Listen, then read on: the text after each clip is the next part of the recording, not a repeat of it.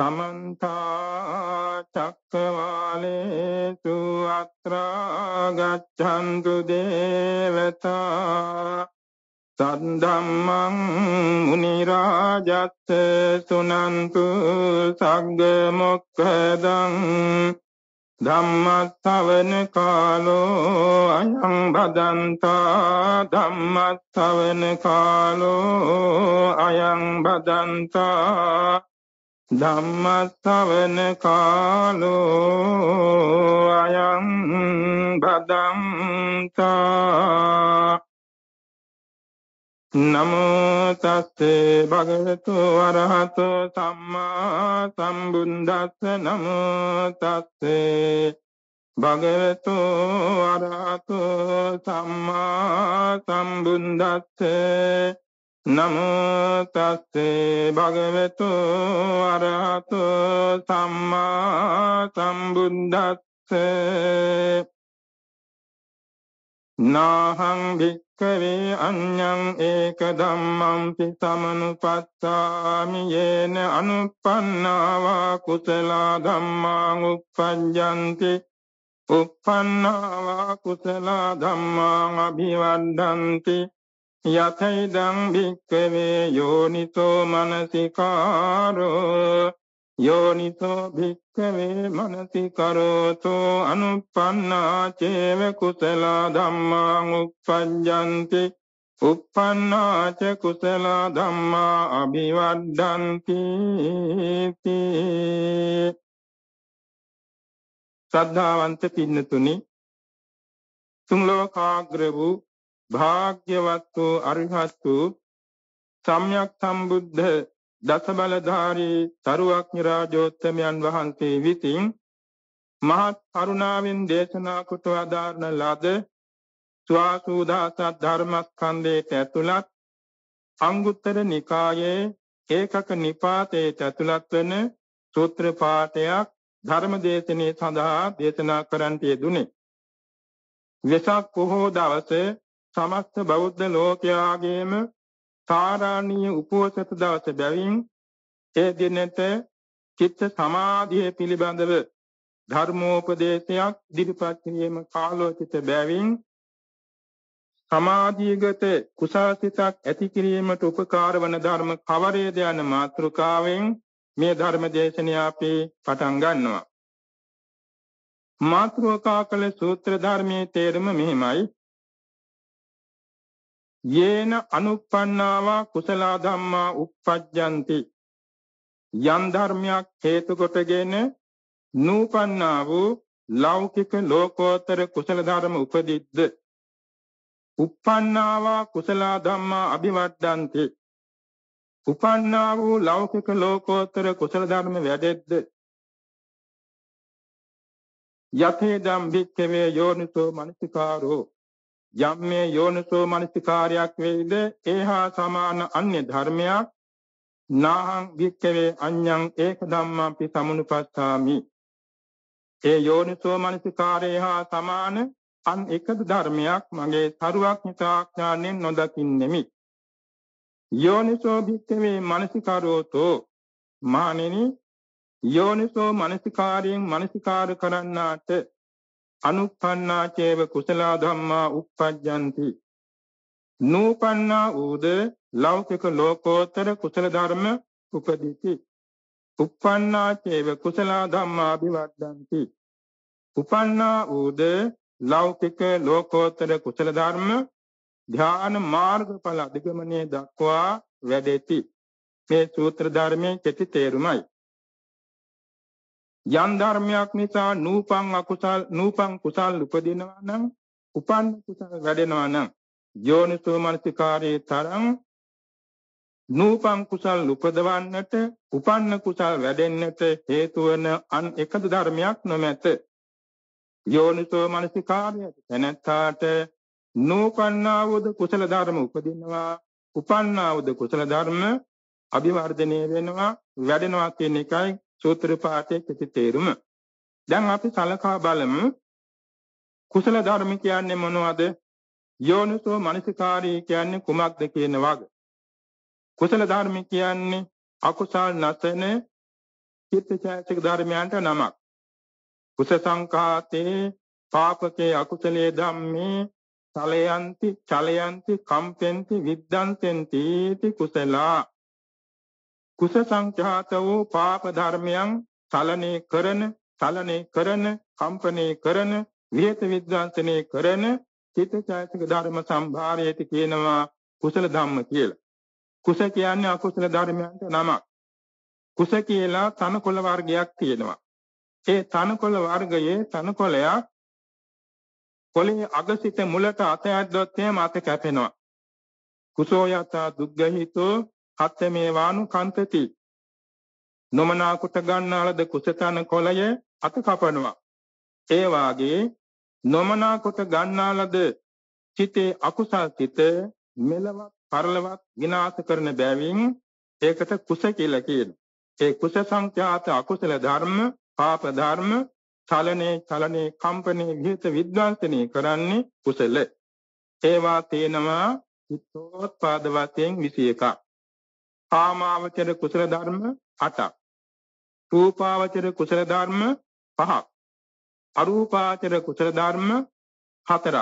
මෙසේ ලෞකික කුසල ධර්ම 17ක්. ලෝකෝත්තර කුසල ධර්ම 4ක්. ඒ කියන්නේ සෝවාන් සකදාගාමි අනාගාමි අරිහත් මාර්ග 34යි ලෝකෝත්තර කුසල ධර්ම. මේ කුසල ධර්මයන් උපදින්නට හේතු ධර්ම තියෙනවා. ඒවා දියුණු කර ගැනීමට හේතු ධර්ම තියෙනවා. ඒ සම්බන්ධවයි මේ සූත්‍ර පාඨයෙන් උගන්වන්නේ. එයින් මුල් තැන ගන්නවා යෝනිසෝ මනසිකාරය. යෝනිසෝ මනසිකාරය කියන්නේ නුවණට හුරුව කල්පනා කිරීම. මනසිකාරය කියා චෛතසික ධර්මයක් තියෙනවා අපේ සිතේ. මනසිකාරය. මේ මනසිකාරය සෑම සිතක හට ගන්නා චෛතසික හතෙන් එකක්. ඒවට කියනවා සරුව චිත්ත සාධාරණ චෛතසික. ඒවා හතක් තියෙනවා. සත්‍ය, වේදනා, සංඥා, චේතනා, ඒකාග්‍රතා, ජීවිතේන්ද්‍රිය, මනසිකාරය. එයින් මේ මනසිකාරයට කියනවා ආරම්මන ප්‍රතිපාදක කියලා. වචනේ මතක තියාගන්න පුළුවන් නම් වටිනවා. ආරම්මන ප්‍රතිපාදක කියන්නේ සිතට අරමුණු යොමු කරනවා. මේ මානසිකාරී ඡායසිකයෙන් තමයි සිතට අරමුණු යොමු කරන්නේ. ඒ නිසා ඒකට කියනවා ආරම්මන ප්‍රතිපාදක. තව තියෙනවා දෙකක්. වීති ප්‍රතිපාදක, ඥාන ප්‍රතිපාදක කියලා දෙකක්. වීති ප්‍රතිපාදක කියන්නේ සිත. ඒ කියන්නේ පංචද්වාරා වර්ජන නැමැති සිත චිත්ත වීතියක් පටන් ගැනීමට උපකාර වෙනවා. භවංග වශයෙන් තියෙන සිත් පරම්පරාව භවංගෙන් අවදි වෙච්ච ගමම්ම පහළවන්නේ පංචද්වාරා වර්ජන සිතයි. ඒ කියන්නේ මේ දොරටු පහට අයිති අරමුණක් හැපුණා නම් ඒ සිතින් ඊළඟට වීති සිතක් පහළ වෙනවා. වීති පේලියක් පහළ වෙනවා. චක්කුද්්වාරික වීති, සෝතද්්වාරික වීති, ගානද්්වාරික වීති, කායද්්වාරික වීති, මේ කියලා පංචද්වාරික වීති හටගන්නේ ආරම්භ වෙන්නේ පංචද්වාරා වර්ජන සිතින්. ඒකට කියනවා වීති ප්‍රතිපාදක. ඊළඟට තියෙනවා ජවන ප්‍රතිපාදක කියලා තව සිතක්. ජවන ප්‍රතිපාදක. ඒ කියන්නේ ඒ සිතක් පහළ වුණ ගමන් ජවන් තෙලක් යනවාමයි. ඒක පංචද්වාරා වර්ජන චිත්ත පහළ වෙච්ච වීතියක නම් යන්නේ පංචද්වාරික චිත්ත වීතියක නම් වොත්තපන කියන සිතයි. මනෝද්වාරික චිත්ත වීතියක නම් මනෝද්වාරා වර්ජන සිතයි. ඒ දෙක සමාන ගතිකයි. ඒ දෙක අනුව තමයි ජවන් පෙළක් පහළවන්නේ. ඒ නිසා ඒකට කියනවා ජවන ප්‍රතිපාදක. දැන් කරුණු තුනක් කියවුණානේ. ආරම්මන ප්‍රතිපාදක මනසිකාරී ඡායසිකයයි. වීති ප්‍රතිපාදක පංචද්වාරා වර්ජන සිතයි. ඥාන ප්‍රතිපාදක මනෝද්වාරා වර්ජන සිත සහ වොත්තපන සිතයි. දැන් මෙතෙන්දී යෝනිසෝ මනසිකාරී කියන උතුම් අවස්ථාව අපි සිත පුරුදු කර තැබීමයි. සිත කුසල් පැත්තට පුරුදු කර තැබීම තමයි යෝනිසෝ මනසිකාරය. අපේ සිත කුසල් සිත බවට පුරුදු කරලා තිබුණා නම් අපට පංචද්වාරික චිත්ත වීතියකදී ජවන ප්‍රතිපාදක කියන වොත්තපන සිත අපේ සිත හරවන්නේ කුසල ජවන් පෙළකටයි. අයෝනිසෝ මනසිකාරයේ පුරුදු වී තිබුණා නම් තමයි අකුසල පැත්තට අකුසල ජවන් පැත්තට මේ වොත්තපන හිත යොමු කරන්නේ. මනෝද්වාර වර්ජනයත් එහෙමයි.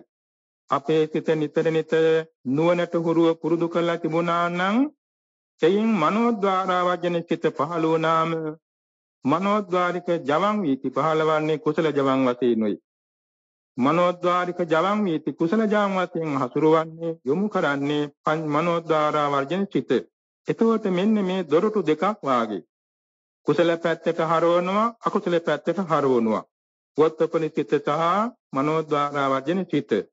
එතකොට මේ සිත් දෙක කුසල පැත්තට හරවන්න පුරුදු කරවා තැබීමේ නුවණ තමයි මෙන්න මේ යෝනිසෝ මනසිකාරය කියන්නේ.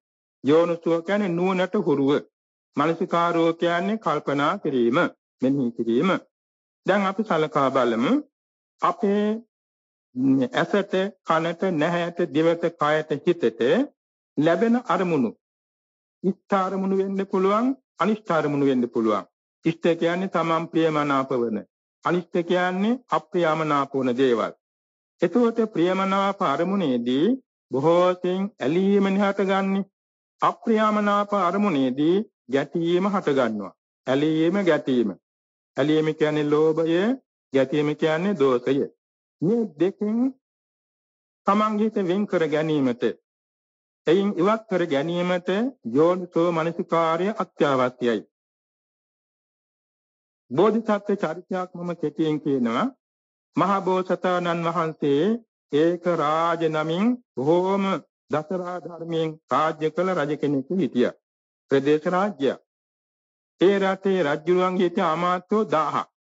මේ 1000කම ඒ හා සමානයි. රජුරුවන් බොහෝම ධාර්මිකයි, අමාත්‍ය මණ්ඩලයත් ධාර්මිකයි.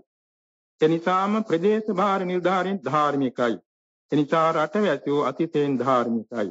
මුළුම රට ඊ타ත්ම ශාස්ත්‍රීය රටක් වුණා, සාමග්‍රී රටක් වුණා, සාමයෙන් යුක්ත රටක් වුණා මේ රජුරුවන්ගේ ප්‍රතිපත්තිය නිසා. රජුරෝ බොහෝම කාරුණිකයි. තමන්ගේ රටවැසියන්ට කතා කරන්නේ දරුවන්ට වාගේ. තමන්ගේ වැඩිහිටියන්ට දෙමව්පියන්ට වාගේ කතා කරන්නේ තමන්ගේ රටේ වැඩිහිටියන්ට. ඉතින් මේ රජුරුවන්ගේ කරුණාව, මෛත්‍රිය, දයාව, අනුකම්පාව මුළු මහත් රටේ පැතිරිච්ච නිසා මුළු ජනතාවම සාමග්‍රියෙන් යුක්තයි, සාමයෙන් යුක්තයි. කොතනකවත් නැහැ ඔවුනුවන් අතර අසමගිකමක් නැහැ. එක පවුලේ දරු පිරිසක් වාගේ තමගෙන් මේ රටේ ජනතාව විසුවා. ඔය අතර හැබැයි එකම එක දුෂ්ට කුජලයේ සාමන්ත රටකට ගිහිල්ලා බොරු පැමිණිල්ලක් කරලා ඒ රජතුමා කුළු ගන්නවලා නැත්නම් උනන්දු කරවලා සේනාව පිරිවරාගෙන ඇවිල්ලා මේ ඒක රාජ රජතුමාගේ රට වැටළුවා. රාජ්‍ය දෙන්න නැත්නම් යුද්ධය දෙන්න කියලා. ඒ අතර අමාත්‍ය මණ්ඩලය කිව්වා අපට අවසර දෙන්න යුද්ධ කරන්න කියලා. ඒක රාජ රජතුමා කිව්වා දනුවෙනි රටක් වෙනුවෙන් මනුෂ්‍ය ඝාතනය කිරීමට මම අනුමත කරන්නේ නැහැ. කැමති කෙනෙක් කැමැත්තක් කරගනීවා කියලා ධර්ම සාකච්ඡා කරමින් හිටියා. ඒ වෙනකොට චතුරු රජතුමායි සේනාවත් ඇවිල්ලා මේ අමාත්‍ය මණ්ඩලය සහ රජතුමා ජීවග්‍රාහයෙන් අල්වගත්තා. ඒ වෙනකොට මේ ඒකරාජ රජතුමා යෝනිසෝ මනසිකාරය හොඳින් පුරුදු කරලන් තිබුණේ. යෝනිසෝ මනසිකාරය කියන්නේ ලාභ අලාභ දෙකේදී, යත අයත දෙකේදී, නිന്ദා ප්‍රශංසා දෙකේදී, දුක සැප දෙකේදී තමව පිහිටීමට හිත පුරුදු කළ තිබුණා. ඒ නිසා මේ විරුද්ධ රජතුමාගේ රාජ පුරුෂයන් ඇවිල්ලා අල්වා ගන්න කොට වද දෙන කොටත් මෛත්‍රී භාවනාම කළා. අන්න යෝනිසෝ මනසිකාරයේ පුරුදු කිරීමේ වැදගත්කම. ඊළඟට අර විරුද්ධ රජුරුවන්ගේ අනපරිද්දෙන් මේ අහිංසක ධාර්මික ඒකරාජ රජතුමා සික්කාවක දමා බාල්කේ එල්ලුවා. කකුල් දෙකෙන් එල්ලුවා. හිස යට කුරු කර. ඒ හැම විටම ඒකරාජ රජතුමා මෛත්‍රී වැඩුවා. මේ මෛත්‍රී වැඩිම නිසා මොකද වුනේ? රජුරුවන්ගේ හිතේ මේ එල්ලීගෙන සමාධිගත වුණා. සමාධිගත වුණා. ඉස්සෙල්ලා මෛත්‍රී උපචාර සමාධිය ලැබුණා. ඊළඟට මෛත්‍රී ධ්‍යාන සමාධිය ලැබුණා. ඊළඟට රජුරවන්ට පුළුවන් වුණා කසින නිමිති අරමුණු කරන්න. කසින නිමිති අරමුණු කිරීම නිසා තේරණ ධ්‍යාන ලැබුණා. අෂ්ට සමාපatti ලැබුණා. අභිඥා ලැබුණා. බලන්නේ එල්ලීගෙන යෝනිසෝ මනසිකාරයෙන් තමා ප්‍රයෝජන ගත හැකි. මේ දුකටපත් වූ වේලාව මොනතරම් චිත්ත පීඩාවක් වෙන්න ඕනේද? ඒ කිසිම චිත්ත පීඩාවක් නැතුව චිතේ ධ්‍යාන සමාධි සමාපatti උපදවා ගන්න තරමට චිත දියුණු කර ගන්න පුළුවන් උනේ යෝනිසෝ මනසිකාරය නිසා. ඊළඟට මේ රජුරුවන්ගේ ඒ ධ්‍යාන බලය නිසා අර බැඳුන් සිඳුණා. ආහසේ බද්ද පරයන්තෙන් වාඩි වුණා. අර රාජපුරුෂයන් මේක දැකලා විරුද්ධ රජුරුවන්ගෙන් කිව්වා. ඒ රජුරෝ වේගෙන් ඇවිල්ලා වැඳ වැටුණා. සමුන්නාන්තයේගේ ගුණ මහිමය මට තේරුම් ගන්න බැරි වුණා. මට සමාවනු මැනව මා කළ මේ අපරාධේ සමාවනු මැනව මේ සිංහාසනෙට වඩිනු මැනව කියලා ආරාධනා කළා. ඒ වෙලාවේදී ඒකරාජ රජතුමා අහසේ බද්ද පරයන්තෙන් වාඩි වී ඉඳගෙන අනුශාසනාවක් කළා. මහරජතුමනි, මම දැන් මිනිස්යන් රාජ්‍ය කරන සිංහාසනයට වඩා උතුම් සිංහාසනයකට වාඩිලා ඉන්නේ. මේක දිව්‍ය ආසනයක්. මේක බ්‍රහ්ම ආසනයක්. එනිසා මම ආයේ නැවත සිංහාසනේ වාඩි වෙන්නේ නැහැ. මාතේම මේ රට ධාර්මිකව රජ කරන්න. සමුනුත් නිතිපන්සිල් රකින්න, පොහොයාට සීල් රකින්න, මෛත්‍රී වඩන්න, කරුණා වඩන්න, ප්‍රතිපත්ති වඩන්න, අප්‍රමාද වෙන්න කියලා අනුශාසනා කරමින් ඒ විරුද්ධ රජතුමාගේ දෙනෙත් කඳුලෙන් තෙමෙද්දී හැම දෙනා බලා සිටිද්දී විස්මයටපත් වෙද්දී ඒ මහෝත්තමයන් වහන්සේ අහසින් වැඩියා විවේකයේ සඳහා හිමුවත් දෙකට.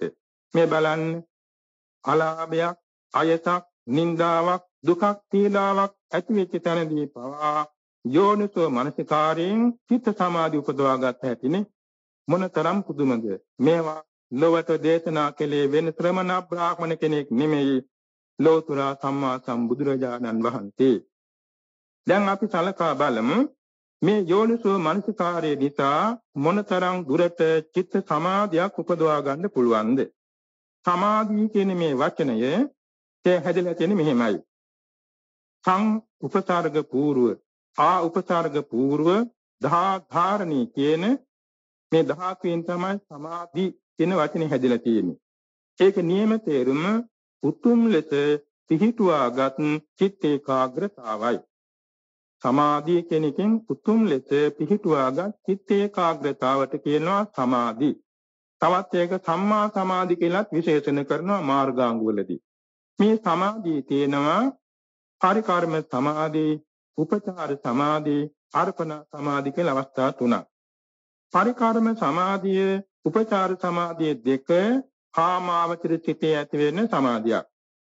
කාමාවචර කුසල සිත් තියෙනවානේ 8ක්. ඒ කාමාවචර කුසල සිතේ ඇති වෙන සමාධිය පරිකර්ම සමාධිය, උපචාර සමාධිය කියලා දෙකට බෙදෙනවා. අර්පණා සමාධිය මහග්ගත ලෝකෝත්තර වශයෙන් දෙකට බෙදෙනවා. අර්පණා සමාධි කියන තැන රූපාචර ධ්‍යාන සමාපatti 4ක් සංකේතයෙන් කියනවා. ප්‍රථම ධ්‍යානය, ද්විතිය ධ්‍යානය, තෘතිය ධ්‍යානය, චතුර්ථ ධ්‍යානය. එතන ප්‍රථම ධ්‍යානය කිව්වේ අංග 5කින් යුක්ත වූ චිත්ත ඒකාග්‍රතාවයි. විතරක, විචාර, ප්‍රීති, සුඛ ඒකාග්‍රතාංග 5න් යුක්ත ඇති සමාධියට කියනවා ප්‍රථම ධ්‍යාන සමාධිය. ද්විතිය ධ්‍යාන සමාධිය කියන්නේ ප්‍රීති, සුඛ ඒකාග්‍රතා අංග 3ක් තියෙන ධ්‍යානයයි. තෘතිය ධ්‍යාන සමාධිය කියන්නේ සුඛ ඒකාග්‍රතා කියන අංග 2කින් යුක්ත සමාධියයි. චතුර්ථ ධ්‍යානය කියන්නේ උපේක්ඛා ඒකාග්‍රතා කියන අංග 2කින් යුක්ත සමාධියයි. එතකොට මේ ධ්‍යානාංග බෙහෙදෙනුයි සමාධිය රූපාචර සමාධි කුසාසිත 4ක් උනේ. අරූපාචර කුසාසිතද සමාධි වශයෙන් 4කට බෙදෙනවා. ආකාසානංචායතන සමාධිය, සමාපත්තිය, විඥානංචායතන සමාපත්තිය, ආකින්චඤ්ඤායතන සමාපත්තිය, නේම සංඥා නා සංඥායතන සමාපත්තිය. මෙන්න මේ කියන 4 අරූපාවචර සමාධි කුසාසිතක්. මේ අටට කියනවා අෂ්ඨ සමාපatti කියලා. රූපාචර සමාපatti 4යි, අරූපාචර සමාපatti 4යි, අෂ්ඨ සමාපatti. ඊට මුලින් කාමාචර සමාධි තිබෙන්නේ 2යිනේ. පරිකර්ම සමාධි, උපචාර සමාධි. එතකොට මෙන්න මේ සමාපatti අත සමාධිගත කුසාසිත හැටියට හඳුන්වනවා. ලෝකෝත්තර සමාධි වශයෙන් ගැනෙන්නේ සෝවාන් මාර්ග සිතේ සමාධිය, සකෘදාගාමි මාර්ග සිතේ සමාධිය, අනාගාමි මාර්ග සිතේ සමාධිය, අරහත් මාර්ග සිතේ සමාධිය. ඒකට විශේෂ නමක් තියෙනවා ආනන්තරික සමාධි කියලා. ආනන්තරික සමාධි. ඒ කියන්නේ තමාගේ පැවැත්මට අනතුරුවම විපාක දෙනවා.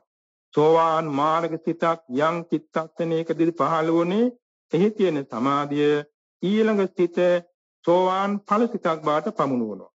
සකදාගාමි මාර්ග සිත යම් චිත්තක්ෂණයක්ද ඊළඟ චිත්තක්ෂණය සකදාගාමි ඵලය ලබා දෙනවා. අනාගාමි ඵල මාර්ග සිත යම් චිත්තක්ෂණයකදීද ඊළඟ චිත්තක්ෂණයේදී අනාගාමි ඵලය ලබා දෙනවා.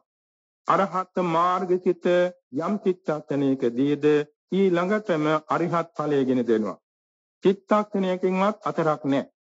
සමාධිස්ථාන පුළුවන් මාර්ගය ලබා මාස ගණන් සති ගණන් ගිහිල්ලා තමයි ඵලය ලැබෙන්නේ. එහෙම වෙන්නේ නැහැ. මේක ආනන්තරික සමාධි කියන්නේ ඒකයි. මාර්ග සිතට අනුතුරුවම ඵලය ගෙන දෙනවා. එනිසා ඒක ආනන්තරික සමාධි කියන ඒ සමාධි සිත. දැන් එතකොට අපි සලකා බලමු බුදුරජාණන් වහන්සේ චක්‍රවර්ති සිංහනාද සූත්‍රයේදී දේශනා කොට වදාලා මාගේ ශ්‍රාවකයෝ ආයුෂයෙන් වැඩෙත්වා, වර්ණයෙන් වැඩෙත්වා, සැපයෙන් වැඩෙත්වා, භෝගයෙන් වැඩෙත්වා, බලයෙන් වැඩෙත්වා කියලා. එතන ආයුෂ කියලා සඳහන් කළේ මෙන්න මේ සමාධි සමාපatti උපදවා ගැනීම සඳහා වඩන ඉරිදිපාද හතරයි. ඡන්ද, චිත්ත, විරිය, විමර්ශා කියන හතර ඉරිදිපාද හතර.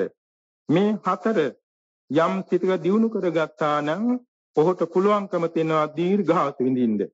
ඒ කියන්නේ සමාපatti බලය දියුණු කරගන්න පුළුවන්. ඒ දීර්ඝාසෙන් විඳිනවා කියන තැන නිවන දක්වාම දියුණු වීමට හේතු වෙන පමණක් නෙමෙයි. නිවන් දැක්කාම වෙනස් වෙන්නේ නැහැනේ. ඒ කියන්නේ නැවත උත්පාද ප්‍රතිභංග අවස්ථාවක් නැහැනේ. ඒක නිසා දීර්ඝාස හැටියට හඳුන්වනවා.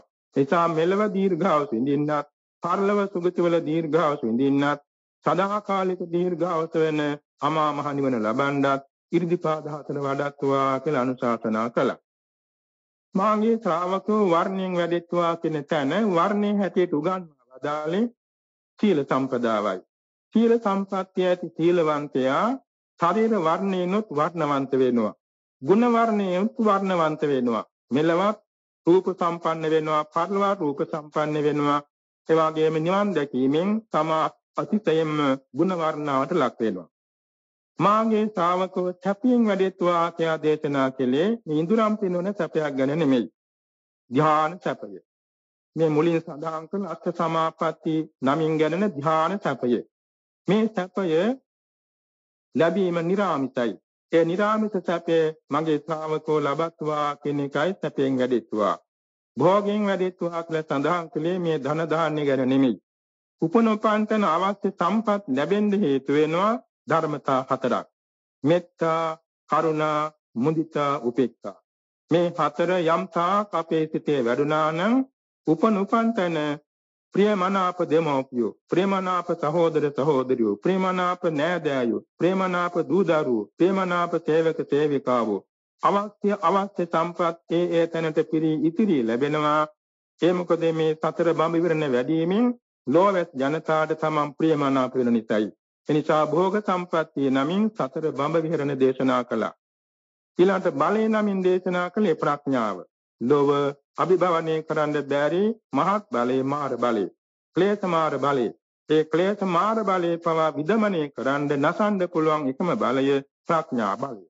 ඒ කියන්නේ සුතමේ ඥානය, චින්තාමේ ඥානය, භාවනාමේ ඥානය. ඒ භාවනාමය ඥානය තමයි මේ සමාධිගත සිතක් උපදවා ගැනීමට උපකාර වන ධර්ම හැටියට හඳුන්වන්නේ. එතකොට දැන් අපි සලකා බලමු මුලින් සඳහන් කළා සමාධිය කුමක්ද කියන එක කෙටියි. ඊළඟට කුසල් සිත කුමක්ද කියන එක කෙටියි. යෝනිසෝ මනසිකාර්යය කුමක්ද කියන එක කෙටියෙන් කියුණා. දැන් අපි සලකා බලමු අපේ මේ දුවන පනන සිත, අසංවර සිත, නොසංසුන් සිත, අසහනකාරී සිත සමාධි සිතක්, සමාධි සහගත කුසල් සිතක් බවට පමුණවා ගන්නට අපි ලෝතර බුදුරජාණන් වහන්සේ දුන් උපදේශය අනුව සිතා බලමු. දැන් මුලින් සඳහන් කළා අර ඒක රාජ රජතුමා තමන්ට වද දෙන වෙලාවේ මෛත්‍රී භාවනාවෙන් යෝනිසෝ මනසිකාරයට බැසගත් හැටිනේ. ඔය වගේ සීලව මහා සීලව රජතුමාද තමාට වද දෙන වෙලාවේ යෝනිසෝ මනසිකාරයෙන් යුක්ත වීම නිසා පුදුමාකාර ජයග්‍රහණයක් කළා. ඒ වගේම අපට තියෙනවා කසින භාවනා 10ක්, අසුභ භාවනා 10ක්, අනුස්සති භාවනා 10ක්, බ්‍රහ්ම විහාර භාවනා 4ක්, අරූප භාවනා 4ක්, ආහාරයේ පිළිබඳ ප්‍රතික්වල භාවනා 1ක්, ධාතු මනසිකාර භාවනා 1ක්. සමත භාවනා වශයෙන් අපට 40ක් තියෙනවානේ බුද්ධ ශාසනයේ මාතෘකා, මේ සිත සමාධි කරගන්න මාතෘකා. එයින් අපි එකක් ගැන බලමු. දැන් මේක පෙර ධර්ම දේශනාවකදී අපි දැක්වුවා ද්වක්ඛින්සාකාර කායගත සති භාවනා ගැන කෙටි දේශනාවක්. කේසා කියන මේ කොටාසේ කවුරුත් සමාජයට ඇලුම් කරන එක. මේක සුවල ගන්නවලා බොහොම ලස්සනට පවත්වා ගන්නවානේ. නමුත් මේක වර්ණ වශයෙන්, ගන්ධ වශයෙන්, සටහන් වශයෙන්, ආශ්‍රිත කුණප වශයෙන්, පිහිටිතන් වශයෙන් පිළිකුලයි. ඉතින් මේක පිළිකුල් වශයෙන් බලනකොට අපට පුළුවන්කම තියෙනවා කේසා කියන කොටාසේ අරමුණු කරගෙන ප්‍රථම ධ්‍යාන කියන කුසාසිත උපදවන්න පුළුවන්. ඒ වගේම ලෝම, නඛා, දන්තා, සචෝ ආදී කොටාස 32කින්ම ප්‍රථම ධ්‍යාන එකක් බැගින් උපදවන්න පුළුවන්. අන්න යෝනිසෝ මනසිකාරයේ නිසා මේ දෙතිස් කුණපය මේක අතිශයින් පිළිකුල් වූ කුණපය නිමිති කරගෙන ධ්‍යාන උපදවන්න පුළුවන්. ධ්‍යාන කුසල උපදවා ගන්න පුළුවන්. අන්න යෝනිසෝ මනසිකාරයෙන් දෙතිස් කුණපය නිසා කුසාසිත සමාධිගත කුසාසිත පහළ කරගන්න හැටි. ඔය වගේම තියෙනවානේ උද්ධමාතක, විනීලක, විපුබ්බක, විච්ඡිද්දක, වික්ඛායිතක, වික්ඛිත්තක, කුලවක, අට්ටික. මේවා දස අසුබ. අද කාලයේ සුහම්බින් වල මේ මූර්ත දේහ ගොඩබිම දාන්නේ නැහනේ. ඈත අතීතයේ ගොඩබිම දාන සිරිතක් තිබුණා.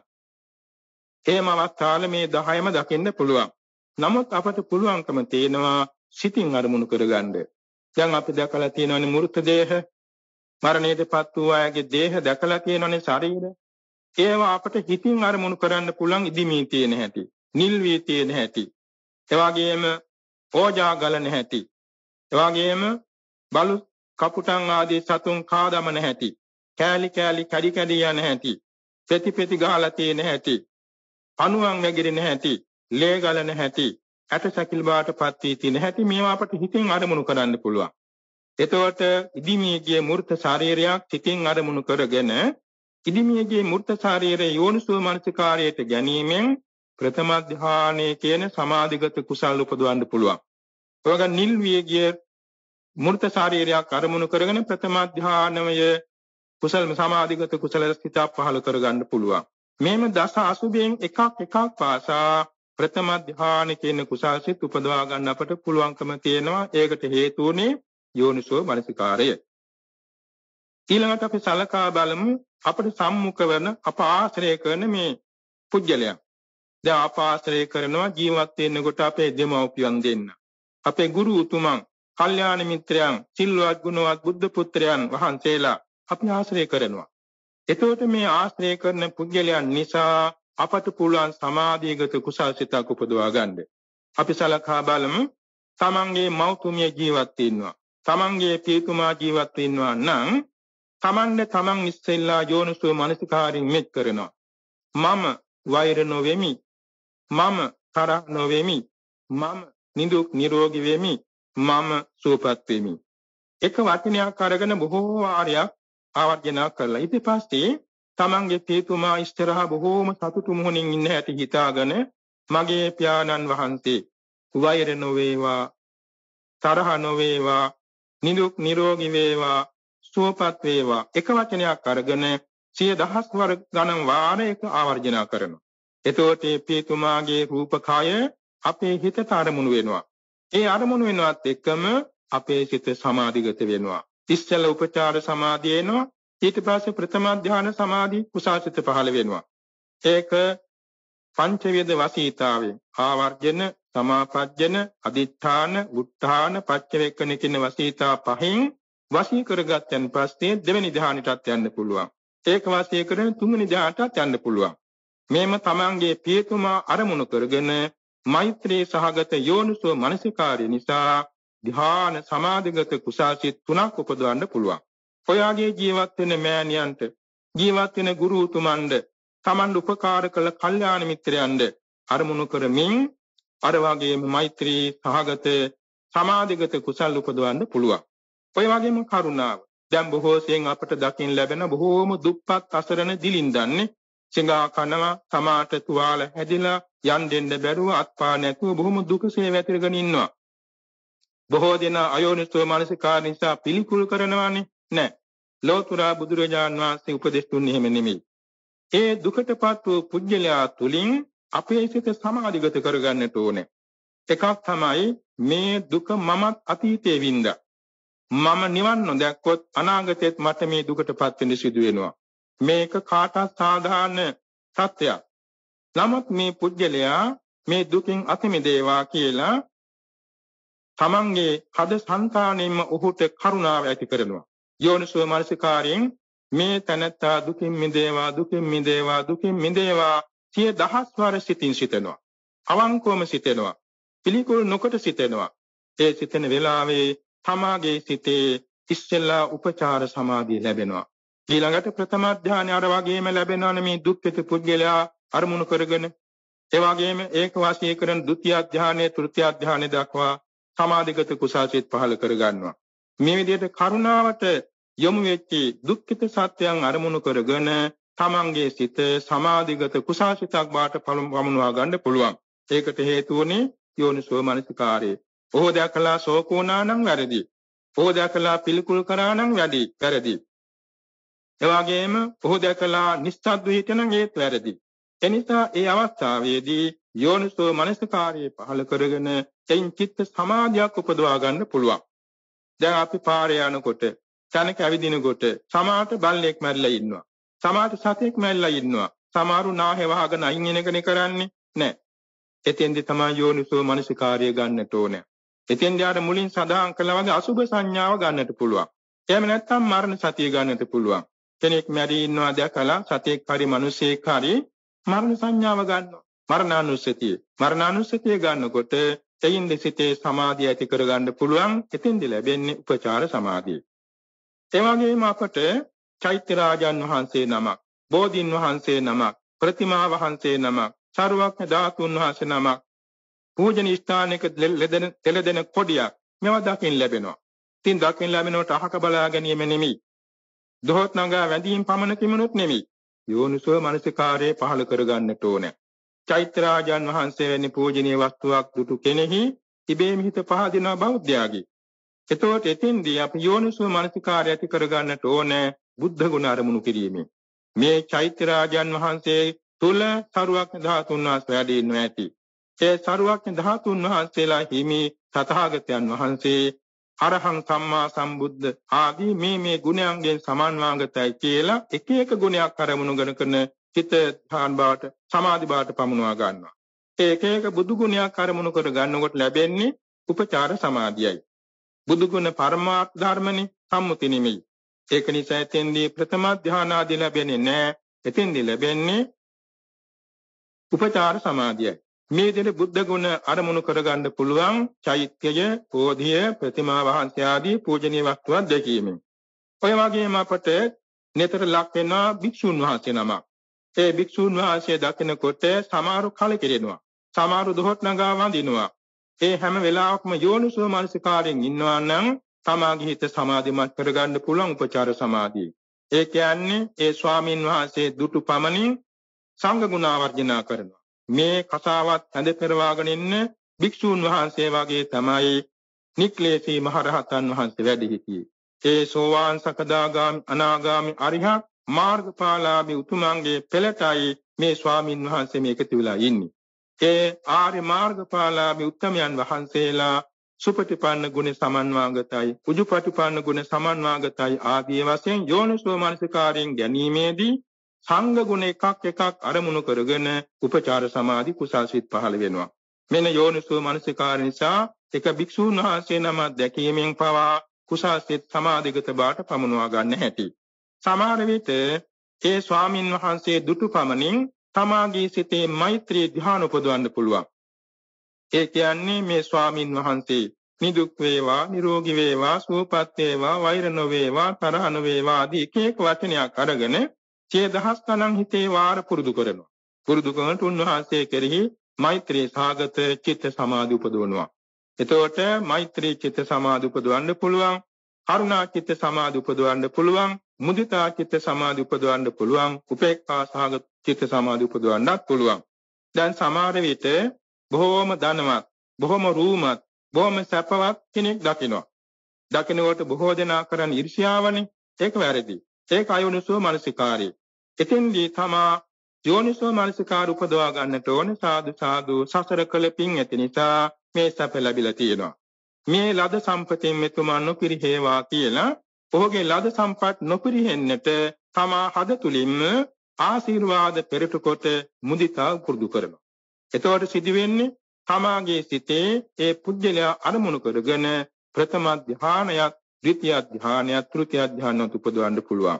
ධාන තුනක් උපදවන්න පුළුවන්. අන්න සම්පත් ඇති පුජ්‍යලයා අරමුණු කරගෙනත් සමාධිගත කුසාසිතක් පහළ කරගන්න පුළුවන් මේ කියන යෝනිසෝ මනසිකාරය නිසා. බලන්න මොන තරම් පුදුමද බුදුරජාන් වහන්සේ උපදේශය.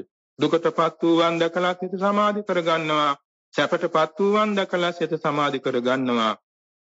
ඒ අතර මධ්‍යස්ථ පුජ්‍යලයක් දැක්කාම අහක බලා ගන්න එකනේ බොහෝ දෙනා කරන්නේ. එහෙම නෙමෙයි. එයින් අපි වැඩක් ගන්නට ඕනේ. යෝනිසෝ මනසිකාරයේ පුරුදු එක්කෙනා එයින් ගන්න වැඩේ තමාගේ සිතේ උපේක්ඛාව ඇති කරගන්නවා. කම්මස්සකා මේ සෑම දෙනා සැප දුක් විඳින්නේ ස්වකීය කර්මානුරූපවයි කියලා කම්මස්සකා කියන වචනේ මුල් කොටගෙන කර්මයේ ස්වකීය කොට ඇති බව 10000 වර මෙනෙහි කිරීමේදී සමාධි වෙනවා.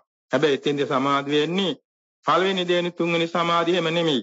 හතරවෙනි සමාධියමයි උපේක්ඛා එකග්ගතා. ඔය හතර ඒකාබද්ධයි. මෛත්‍රිය වැඩිවීමෙන් කරුණාව. මෛත්‍රිය කරුණාවයි වැඩිවීමෙන් මුදිතාව. මෛත්‍රිය කරුණාවයි මුදිතාව තුන වැඩිවීමෙන් තමයි උපේක්ඛා බ්‍රහ්ම විහරණය ලැබෙන්නේ. එතකොට මේ බ්‍රහ්ම විහරණ භාවනා. ඔය වගේම සීලවන්ත පුජ්‍යලයක් දකිනවා. සීලවන්ත ගිහි කෙනෙක් හරි පැවිදි කෙනෙක් හරි දැන් පැවිදි කෙනෙක් ගැන කියවුණානේ. ගිහි කෙනෙක් ගැන සලකා බලමු. ගිහි උපාසක උපාසිකාදී කෙනෙක් දැක්කහම යෝනිසෝ මනසිකාරයෙන් කල්පනා කරතොත් තමන්ට පුළුවන් සීලානුස්සති භාවනාවක් වඩන්න. මේ සීලවන්තයා වගේ මමත් සීල රකින්න කෙනෙක්. මමත් මේ වගේ සීලයක් පුරනවා. මගේ මේ සීලය පිරිසුදුවම රැක්කා කියලා තමන්ගේ සීලය ආවර්ජනා කරනකොට අන්න යෝනිසෝ මනසිකාරය නිසා උපචාර සමාධිය ලැබෙනවා. ඔය වගේම යම්කිසි සද්ධාවන්තයෙක් දකිනවා.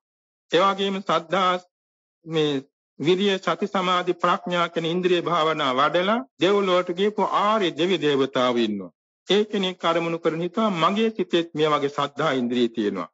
මගේ සිතෙත් වීරිය ඉන්ද්‍රිය තියෙනවා. මගේ සිතෙත් සමාධි ඉන්ද්‍රිය තියෙනවා. සති ඉන්ද්‍රිය තියෙනවා. ප්‍රඥා ඉන්ද්‍රිය තියෙනවා කියලා තමන්ගේ සිතේ ඒ ඉන්ද්‍රිය ධර්මයන්ගේ ඇති බව නුවණින් අරමුණු කරගෙන උපචාර සමාධි වඩන්න පුළුවන්. ඔය විදිහට අනුස්සති භාවනා 10ක් තියෙනවානේ. එයින් අර කායානුපස්සනා කායගත සතිය ගැන කියවුණ, මරණ සතිය ගැන කියවුණ, ආනාපාන සතිය.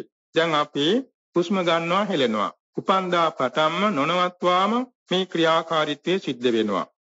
ඒ කියන්නේ හිත නිසානේ අස්වාස ප්‍රස්වාස ඇති වෙන්නේ. ඉතින් මේක නොහිතනවා නම් කිසිසේත් තේරුමක් නැහැ. මේ ගැන හිතනවා නම් ආස්වාස ප්‍රස්වාස කියන මේ අරමුණ තුලින් අපට උපදවා ගන්න පුළුවන් සමාධිගත සිත් 4ක්. ධ්‍යාන 4ක් උපදවන්න පුළුවන්. තවත් ක්‍රියානම් ධ්‍යාන 5ක් උපදවන්නත් පුළුවන්. ඒතකොට රූපාචර ධ්‍යාන සමාපatti සියල්ල මේ හුස්ම රැල්ල නිසා උපදවන්න පුළුවන්. ඒක යෝනිසෝ මනසිකාරයෙන් කරන්නේ. දැන් අර හත යෝගීන්ගේ ප්‍රාණායාම ක්‍රම තියෙනවා. එතින්දි සමාධිය නෙමෙයි උපදින්නේ. එතන ව්‍යායාම වශයෙන් ශරීර සෞඛ්‍යය වැඩි දියුණු වෙනවා. බොහෝ වේලාවක් හුස්ම රඳවාගෙන ඉන්න පුළුවන්කම තියෙනවා. ඒක නෙමෙයි මෙතන කියන්නේ. ආස්වාස ප්‍රස්වාස අරමුණ නාසිකා දොරටුව සමීපයේ ඇතුල් වෙන පිට වෙන හැටි මනා නුවණින් මනා සිහියෙන් බලා සිටීමේදී පරිකාරම නිමිත්ත, උග්ඝා නිමිත්ත, ප්‍රතිභාග නිමිත්ත කියන අවස්ථා තුන ලැබෙනවා. එයින් ප්‍රතිභාග නිමිත්ත අරමුණේ ප්‍රථම ධාන ආදී රූප ධාන 4ම ලබා ගන්න පුළුවන්. එතකොට මේ නිකරුණේ ගලාගෙන යන හුස්ම රැල්ල යෝනිසෝ මනසිකාරයෙන් ගැනීම නිසා සමාධියගත කුසාසිත සතරක් රූපාචර සමාපatti වශයෙන් උපදවන්න පුළුවන්.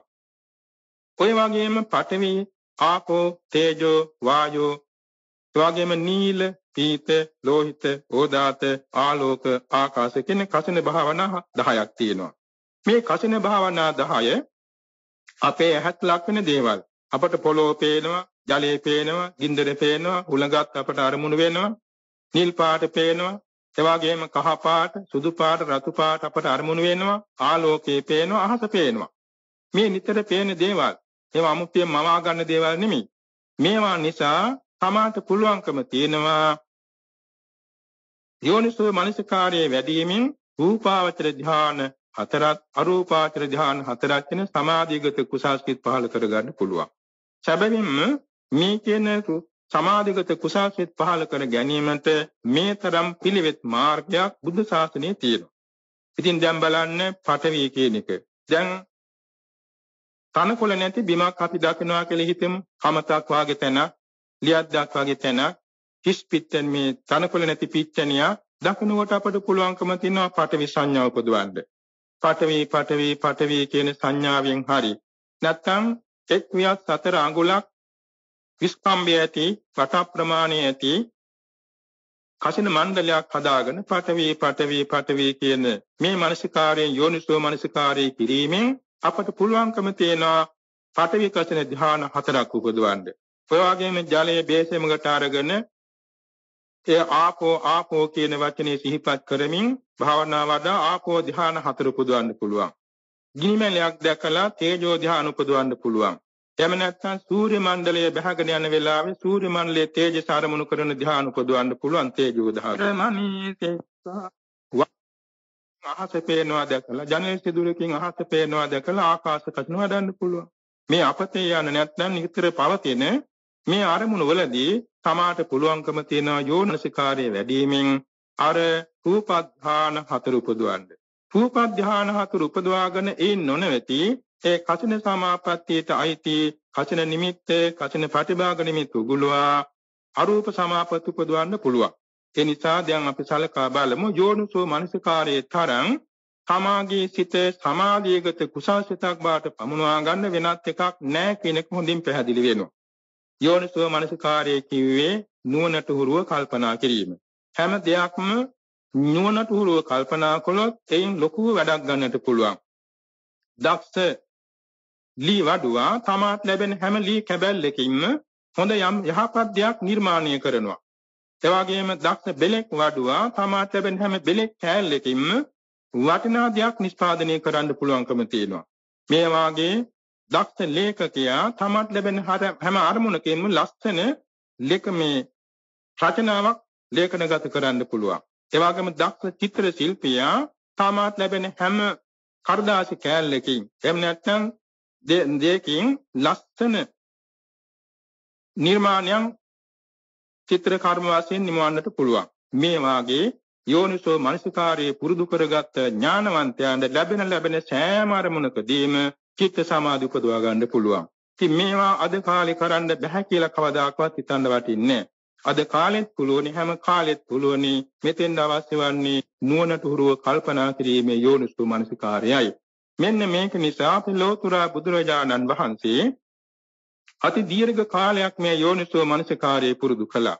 ඒ කියන්නේ විශේෂ අසංඛ්‍ය කල්පලක්ෂයක් යෝනිසෝ මනසිකාරයේ පුරුදු කළා. ඒ යෝනිසෝ මනසිකාරයේ පුරුදු කිරීම නිසා උන්වහන්සේට පුළුවන් වුණා පාරමී 10, පාරමී 20, පාරමී 30 වශයෙන් පුරන්න. මහා පරිත්‍යාග 5 පුරුදු කරන්න පුළුවන් වුණා. ත්‍රිවිධ අර්ථචාර්යා පුරුදු කරන්න පුළුවන් වුණා. සීලම බුද්ධ කාරක ධර්මයන් මුදුන් පමුණවන්නට මහා බෝසතාණන් වහන්සේට හැකි වුණේ යෝනිසෝ මනසිකාරයේ නිසායි නුවණට හුරුව කල්පනා කිරීම නිසායි. ලෝතුරා බුදු වීම සඳහා උපන්න ආත්ම භාවයේදී වාස 28 දී ජරා ව්‍යාධි මෘත කියන අරමුණු තුනක් මාස 3න් දැක්කා. 4 වෙනි අවස්ථාවේදී ශ්‍රමණ රූපයක් දැක්කා. මේ දැකීමෙන් උන්වහන්සේ අවුරුද්දක් පුරාම සිද්ධ කළා තියෙන්නේ තමාගේ සිත යෝනිසෝ මනසිකාරයෙන් කල්පනාවට යොමු කිරීමයි. ඒ කියන්නේ වයස්ගත කෙනෙක් දැකලා 3 මාසයක් මේක නුවණින් කල්පනා කළා. රෝගියෙක් දැකලා 3 මාසයක් නුවණින් කල්පනා කළා. මෘත ශරීරයක් දැකලා 3 මාසයක් නුවණින් කල්පනා කළා. ඊළඟ 3 මාසය ඇතුළත තමයි අර සාන්ත පැවිදි රූපයක් දැකලා ඒකත් යෝනිසෝ මනසිකාරයෙන් කල්පනා කිරීම නිසා අබිනිෂ්ක්‍රමණය කරන්න හිත නැමුණි. අන්තිමේදී අබිනිෂ්ක්‍රමණය කරලා මහා ප්‍රධාන වීරිය වැඩුවා. මැදුම් පිළිවෙත සොයාගත්තා. යෝනිසෝ මනසිකාරයෙන් යුතුවම කෑම ඉරියව්වක් අවත්වලා බොමුලාරා වැඩ ඉඳගෙන සපරිවාර මාර්ග පරාජය කොට දසදහසක් ලෝක ධාතු කම්පා වෙද්දී දසදහසක් ලෝක ධාතුල ප්‍රාත්‍යාරේ සහස්‍රයන් සිද්ධ වෙද්දී දසදහසක් ලෝක ධාතුයි ඒකාලෝකව බැබලෙද්දී සවාසන සකල ක්ලේශයන් ප්‍රහාණය කරමින් දස බල ඥාන චතුරු වෛසාරද්‍ය ඥාන චතුරු ප්‍රතිසම්බිදා ඥාන චුද්දස ඥාන සෝලස ඥාන අෂ්ටාරස ආවේනික බුද්ධ ගුණ තෙසත්ත්‍ය ඥාන සත්‍යත්‍ය ඥාන සත් අසාධාරණ ඥානාදී වූ අනන්ත ඥාන ධාතු පරිවාර කොට ඇති සරුවක්ඥතා ඥාන ප්‍රතිලාභයෙන් ලෝතුරා අභිසම්බෝධිතපත් වේ වදාලා. මේ සම්මා සම්බුදුරජාණන් වහන්සේගේ ප්‍රථම අභිනිහාර උපෝසත දවස වෙසක් පොහෝ දවස. එවාගෙම ලෝතුරා බුදු වීම සඳහා උත්පත්ති මංගල්‍යයටපත් වූ දිනය මේ උතුම් වෙසක් පුන් පොහෝ දවස. එවාගේ මාර පරාජයකට ලෝතුරා බුදු පදවියටපත් වූ දවස වෙසක් පුන් පොහෝ දවස. නාහම් භික්ඛවේ අඤ්ඤං ඒක ධම්මං පි සමනුපස්සාමි යේන අනුප්පන්නාවා කුසල ධම්මා uppajjanti uppannāvā කුසල ධම්මා අභිවද්දන්ති යතේදම් භික්ඛවේ යෝනිසෝ මනසිකාරෝ යෝනිසෝ භික්ඛවේ මනසිකාරෝතෝ අනුප්පන්නා චේව කුසල ධම්මා uppajjanti uppannā ච කුසල ධම්මා අභිවද්දන්ති කියන මේ මාතෘකාව අනුසාරයෙන් මිත්‍යක් වේලා පැති දේශනාව තුළින් අපි නැවතවරක් අපේ නුවණ අවදි කරගෙන බලමු. ඒ කියන්නේ අපේ ජීවිතයේ සම්මුඛ වෙන අරමුණු වලදී අපි කොච්චර දුරට යෝනිසෝ මනසිකාරයෙන් සැනසීලා තියනවාද කියන එකයි අපට තෝරා ගන්නට අවශ්‍ය වෙන්නේ. සමහර පින්නතුන් ඉන්නවා කියනවා අනේ ස්වාමීන් වහන්සේ මට බොහෝම තරහ යනවා ඉස්සර. ඒ තරහ යන ක්‍රම මම අසවල් භාවනා වැඩිමින් මගේ සිත බොහෝම සංසිඳුණා. දැන් මට තරහ යන්නේ නැහැ. දැන් මට තරහ යන අරමුණක් ආම ඇති වෙන හිතේ සොම්නසයි. ඒ මොකද මගේ සිත ඒ සම්බන්ධව ගැටෙන්නේ අර දීඝබානක අබේ ස්වාමින් වහන්සේ තුම් යම් රාත්‍රියේ ආර්ය වංශ දේශනා පවත්වා උදේ පාන්දර වඩිද්දී තවත් වැඩිහිටි ස්වාමීන් වහන්සේ නමක් බැන ගියා. ඒ කියන්නේ අඩයොදුනක් මාන. ඉතින් අන්තිමේ දෙන්න දෙපැත්තට හැරෙන තැනදී මේ දේශකයන් වහන්සේ අර බණිමින් ගිය ස්වාමීන් වහන්සේට වැඳා. වැඳලා කිව්වා ස්වාමීනි මම මේ පැත්තට වඩිනවා කියලා. උන්වහන්සේගේ ශිෂ්‍යයෝ විහාරස්ථානයේදී ඇහුවා ස්වාමීන් වහන්සේ මෙච්චර වෙලාවක් බැනපු හාමුදුරන්නේ වැඳේ කොහොමද? එවත්නි මට ඒව ඇහුනේ නෑනේ. ඒ මොකද? මගේ පියවරකින්වත් තොර නොවි මම කමතහණින් ආවා. අන්න යෝනිසෝ මනසිකාර නිසා හිතේ සමාධියෙන් කොච්චර ප්‍රයෝජනයක් ලැබුණාද? මේ වගේ තමයි අපිට කොච්චර අලාභයක්, කොච්චර අයසක්, කොච්චර නිന്ദාවක්, කොච්චර දුකක් පීඩාවක් ආවත් අපේ හිත සමාධි වුණාම පුදුමාකාර සහනශීලී ජීවිතයක් ගෙවන්නට පුළුවන්. සමහර පින්නතුන් ඉන්නවා හිටි හැටියේ සියලුම තමන්ගේ ධන සම්භාර අහිමි වෙලා.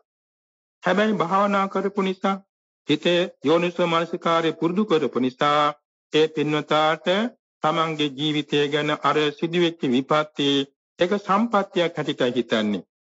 අර විසඤ්ඤය කියලා සිටුවරේක් මහා දන්වටක් පැවැත්තුවා. ඒ දන්වට පවත්වන බව දැනගත් සක්දේව රජ 1000න් භාණ්ඩාගාර ඔක්කොම හිස් කෙරුවා.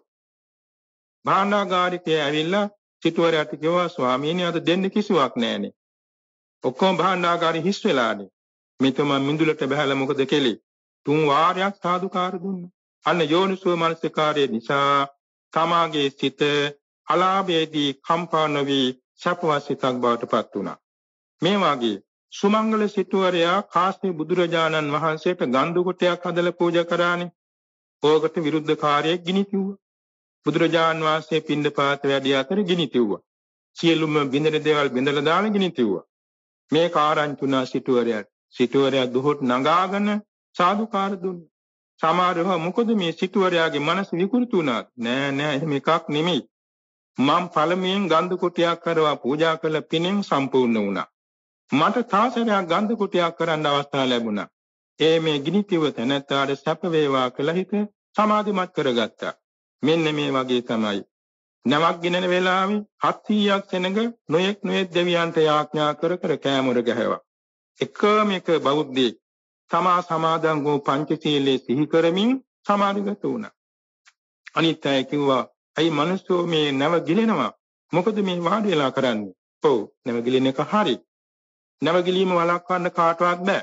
මම අපායට නොගිලෙන්න, මම සුගතියට යන්න මම හිත සමාධි කරගන්නවා. මම සමාදන් වූ පංචශීලය මං හිතින් ආවර්ජනා කරනවා." ඉතින් කිව්වා, "අනේ පටක් දෙන්න එහෙම සැනසෙල්ලක් තියෙනවා නම්." ඉතින් තිසරණේ පංචශීලයේ සමාදන් කෙරෙව්වා. 700ක් දෙනා සමාධිගත වූවක් මෙන් නිහඬ වුණා. සියල්ලෝම මොහොතවත් වී තවතිසා භවනේ දෙව් පිරිසක් වෙලා උපන්නා.